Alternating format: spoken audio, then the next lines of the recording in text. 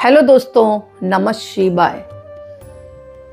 दोस्तों, तिरुपति बालाजी मंदिर बड़े सौभाग्य से जाने का मतलब सौभाग्य मिलता है तभी व्यक्ति जा पाता है। और आपने देखा होगा तिरुपति बालाजी मंदिर में जब जाते हैं ना, तो लोग वहां पर अपने बालों को मुड़वाते हैं, चाहे वो स्त्री हो या पुरुष हो। तो ये परंपरा है क्या, अपने बालों को तिरुपति बालाजी को अर्पित करना? इसके पीछे क्या आध्यात्मिक और मनोवैज्ञानिक कारण है? देखो, तिरुपति बालाजी मंदिर में बाल दान करने की परंपरा को क्या कहते हैं? कल्याण कट्टा। इस परंपरा को कहते हैं कल्याण कट्टा। तो पहली चीज तो मैं ये बताऊंगी, जो बाल दान करने का मतलब है कल्याण कट्टा कहा जाता है इसको। इसके पीछे आध्यात्मिक और मनोवैज्ञानिक कारण है। अब देखते हैं हम। पौराणिक कथा के अनुसार प्राचीन काल में भगवान वेंकटेश्वर विष्णु जी के सिर पर एक चींटी के पहाड़, मतलब जो भगवान वेंकटेश्वर थे, विष्णु जी के ही रूप है वो, तो उनके सिर पर एक चींटी के पहाड़ बॉबी से चोट लग गई थी। क्या कहा मैंने? सिर पर एक चींटी के पहाड़ यानी बॉबी से चोट लग गई थी, जिससे उनके सिर के कुछ बाल गिर गए थे। गंधर्व राजकुमारी नीला देवी ने यह देखा तो तुरंत अपने बालों का एक हिस्सा काटकर भगवान के सिर पर लगा दिया। किसने?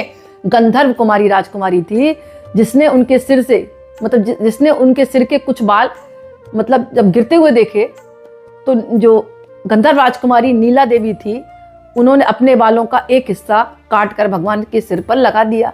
भगवान उनकी इस भक्ति से प्रसन्न हुए। उन्होंने वरदान दिया कि जो भी भक्त उनके दरबार में आकर अपने बालों को पूर्ण निष्ठा के साथ समर्पित कर देगा, वह बाल नीला देवी को ही प्राप्त होंगे और उस भक्त की मनोकामना 100% पूर्ण होगी।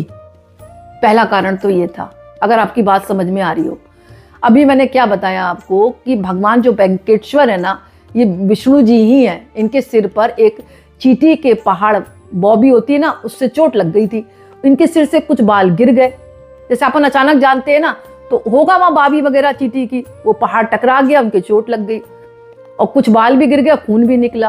अब गंधर्व राजकुमारी नीला देवी ने जब ये देखा, तुरंत उन्होंने अपने बालों का एक हिस्सा काटा और भगवान के सिर पर लगा दिया। भगवान इतनी प्रेम में भक्ति से प्रसन्न हो गए और वरदान दे दिया कि जो भी भक्त उनके दरबार में आकर अपने बाल को पूर्ण निष्ठा के साथ समर्पित कर देगा, बिना सोचे विचारे, वह बाल नीला देवी को प्राप्त होंगे और उस भक्ति मनोकामना 100% पूर्ण होगी। तभी आपने देखा होगा फिल्म स्टार भी जाते हैं वहां पर, अपना सर मुड़वा कर आते हैं, भगवान को बाल चढ़ाकर आते हैं।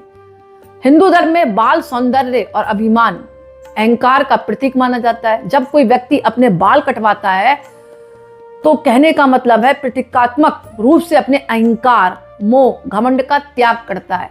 तिरुपति में बाल दान करना इस बात का प्रतीक है कि भक्त भगवान के चरणों में पूर्णता समर्पित हो गया।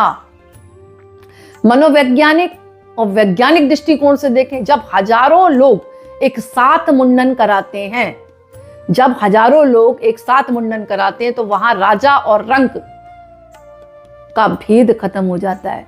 वैज्ञानिक रूप से यह मानसिक शुद्धि की एक प्रक्रिया है, जहां व्यक्ति खुद को समाज और संसार की बाहरी चकाचौंध से मुक्त महसूस करता है।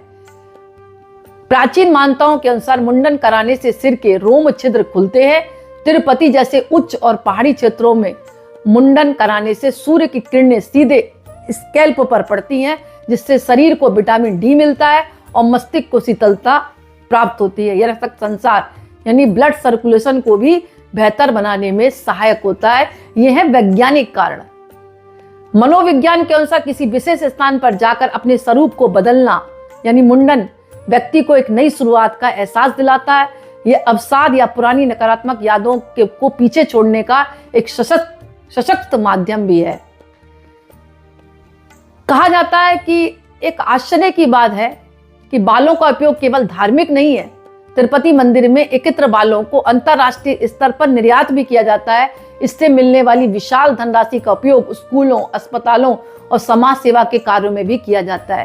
तिरुपति में मुंडन की प्रक्रिया बहुत ही व्यवस्थित और स्वच्छ तरीके से की जाती है और एक अनुशासन का भी एक उदाहरण है।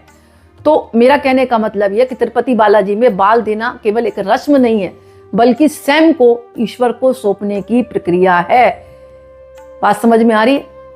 कहने का मेरा मतलब ये है, यानी भक्त अपने दुखों को भगवान को सौंप देता है और अब उसके जीवन में एक नई ऊर्जा का संचार होता है और वो दुख को भगवान को अर्पण करने के साथ भगवान से ये मतलब एक प्रेरक का आशीर्वाद लेता है कि अब उसके जीवन में एक नई ऊर्जा और सुख का अनुभव हो।